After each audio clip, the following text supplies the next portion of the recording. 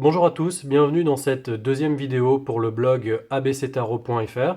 Dans cette vidéo, je vais vous présenter le tirage en carré, qu'on connaît également sous le nom de carré magique. Donc c'est un tirage qui ne va pas se faire en ouverture, mais c'est plutôt un tirage qui va permettre d'apporter des réponses très précises sur une interrogation ou sur une question que vous avez. Donc c'est un tirage extrêmement efficace qui s'adresse aussi bien aux débutants qu'à des personnes plus expérimentées. Et on va voir ensemble justement dans cette vidéo comment le pratiquer en toute simplicité. Donc dans un premier temps, il vous faut bien évidemment un jeu de tarot de Marseille et on va garder uniquement les 22 lames majeures. Donc on peut pratiquer également ce type de tirage avec les lames mineures, mais personnellement je trouve qu'il est suffisamment précis et clair en utilisant uniquement les arcanes majeures, donc on va se concentrer uniquement là-dessus.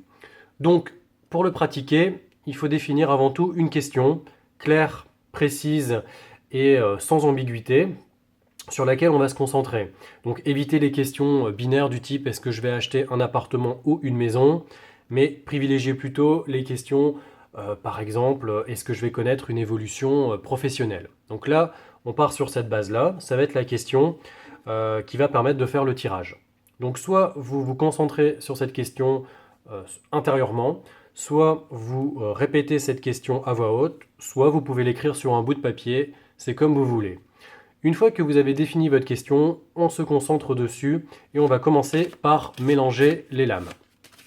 Donc vous faites un brassage très classique, vous mélangez et vous brassez autant de fois que vous voulez, c'est vraiment en fonction de ce que vous désirez. Une fois que c'est fait, on pose le jeu, on coupe, donc on va scinder le jeu en deux, donc pas forcément en deux parties égales, l'important c'est vraiment de couper. Ensuite, on va disposer les cartes, les différentes lames en face de soi, voilà, et on va tirer 9 cartes pour avoir notre carré. Donc on va les prendre comme ceci, 1, 2, 3, 4, 5, 6, 7, 8 et 9. Voilà, on a besoin de 9 cartes, les autres, on n'en a plus besoin, on va les mettre de côté. On va reprendre les 9 cartes que l'on a tirées. Donc la première carte que l'on a tirée est en dessous et la dernière est au-dessus. Donc on va les disposer d'une façon précise. On va prendre la première carte qu'on a tirée, donc celle qui est en dessous du tas, et on va la mettre ici. Donc 1, 2, 3, 4, 5, 6, 7, 8 et 9. Voilà, là on a disposé les 9 cartes en face de nous et on a bien la forme d'un carré, plus ou moins approximatif, mais dans l'idée c'est exactement ça.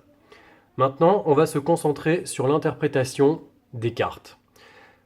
Le tirage en carré magique respecte une certaine logique. La première colonne, donc celle-ci, va vous donner des informations sur votre passé. La colonne du milieu va vous donner des informations sur votre présent. La dernière colonne, celle de droite, va vous donner des informations sur votre futur. Donc là, on a défini le sens des colonnes. Maintenant, on va définir le sens des lignes. Donc la première ligne, celle-ci, va vous donner des informations, ou plutôt des éléments qui vont être favorables par rapport à votre question, des éléments positifs sur votre chemin. À l'inverse, la ligne numéro 2, celle-ci, va vous donner des éléments négatifs que vous allez rencontrer sur votre chemin, c'est-à-dire des obstacles, des contrariétés qui vont venir vous empêcher justement d'arriver à l'aboutissement de votre interrogation. Et la dernière ligne, celle-ci, c'est une synthèse qui va reprendre les éléments passé, présent, futur avec les éléments positifs et négatifs et ça va vous donner une synthèse globale de la situation. Donc voilà comment fonctionne le tirage en carré ou le tirage de carré magique. Donc c'est vraiment un tirage très efficace, très accessible pour les débutants. Les personnes plus expérimentées vont également apprécier ce type de tirage. Si vous ne l'avez jamais pratiqué, moi je vous conseille de l'essayer, tout simplement pour vous faire une idée des résultats que vous pouvez avoir, du ressenti que vous pouvez obtenir. Comme je le dis dans chacune des vidéos, l'important dans la pratique du tarot, c'est avant tout de ressentir les choses et de ne pas se contenter uniquement d'une interprétation théorique d'une carte. Il faut vraiment la prendre dans son contexte par rapport à son positionnement.